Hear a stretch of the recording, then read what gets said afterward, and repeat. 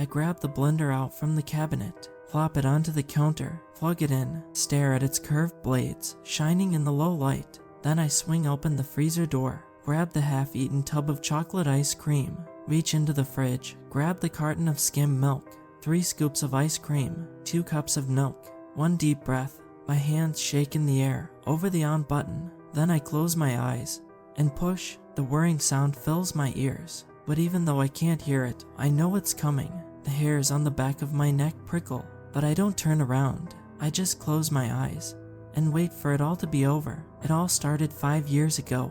We'd listened to the song Milkshake by Kelly's about 20 times while doing each other's makeup, dancing around, and talking about boys. They were 17, without a care in the world, except the party happening later that night at Matt's house. Hey, I have an idea. Marina, our resident goth girl, turned down the music and smiled to us with a sparkle in her eye.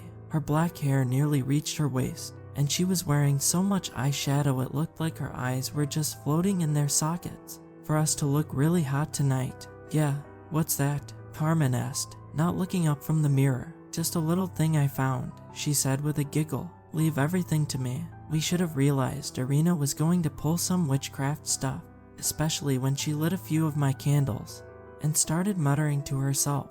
But we were barely paying attention. Carmen was dusting an extra layer of glowy foundation over her perfectly brown skin, and I was running a straightener over a stubborn curl of hair. Her chants melted into the repetitive chorus of the song. My milkshake brings all the boys to the yard. Landon won't even talk to me. Irina found me sitting in the corner, drinking some peppermint schnapps, glaring at the well-built football player across the room. Everyone was laughing and having the time of their lives, while I couldn't take my eyes off the guy I'd pined over all year, talking to another girl, a blonde, because of course, I frowned at my own dark hair and the curl that ran down my shoulder, springing back to life on this humid South Carolina night. I think I know just the thing to cheer you up, Irina said, taking my hand. Come on. She led me into the kitchen. My confusion only grew when she opened up Matt's freezer and pulled out a massive tub of cookies and cream ice cream. Then she grabbed a cup, a spoon, and a carton of milk.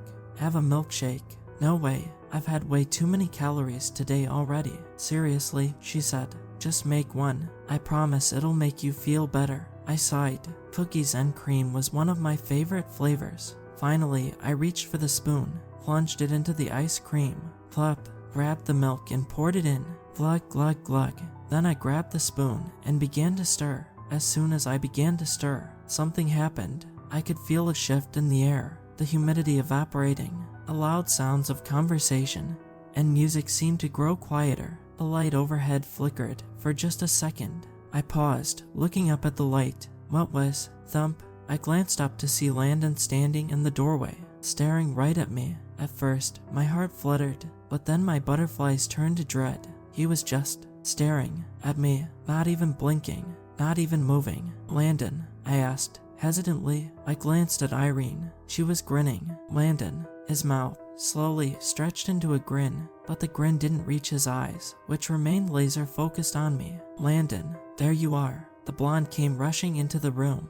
Then she glanced at me. What are you doing? I thought we were gonna. He turned his head, still grinning. Then he raised his arms, and in one swift motion, bashed her head into the floor. Screams erupted.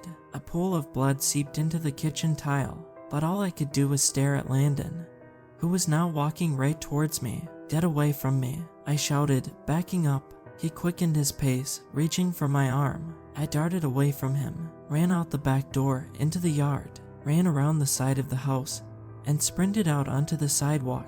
I froze. Several men stood on the sidewalk, motionless in the darkness, little more than silhouettes. Front doors of the surrounding houses stood wide open. The men varied in age, from middle-aged fathers to teenagers like me. Thump, thump, thump. I whipped around. Landon was closing in on me, jogging at full speed, hands flattened, as they pierced the air like sprinters when they're going for the gold. I turned and ran for the car. I dove into the front seat just as Landon caught up with me. His face hit the window, hard, and then he began clawing at the door. I screamed. The shadows shifted, and I realized the other men were catching up to me too.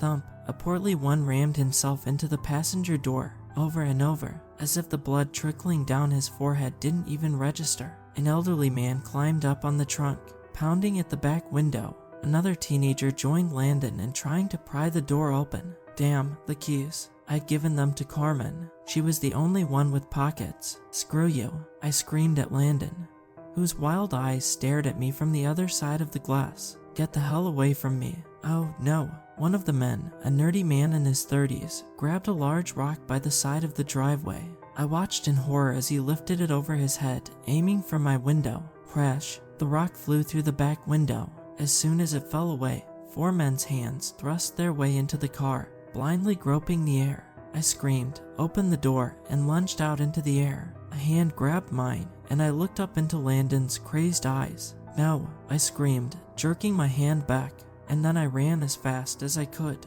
After what happened, Carmen lived her life never making milkshakes. I thought I'd do the same. It seemed a small price to pay, but then it happened. Last night, in my small town, a woman was sexually assaulted. The cops think he's hiding somewhere, and while they don't have the means to flush every straight man out into the open, I do. I'm not sure I'll survive.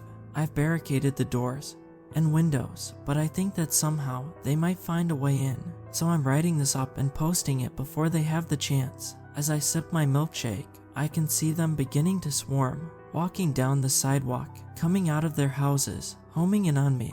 But I know I'm doing the right thing, because I've always wondered something. Why the other guys at the party didn't follow me out. Why more men from the neighborhood didn't come out of their homes. And it became crystal clear when Landon was not only arrested for hurting the blonde girl, but forcing oral sex on a classmate. Maybe the cops will arrest more than one man today. I smile and take another sip.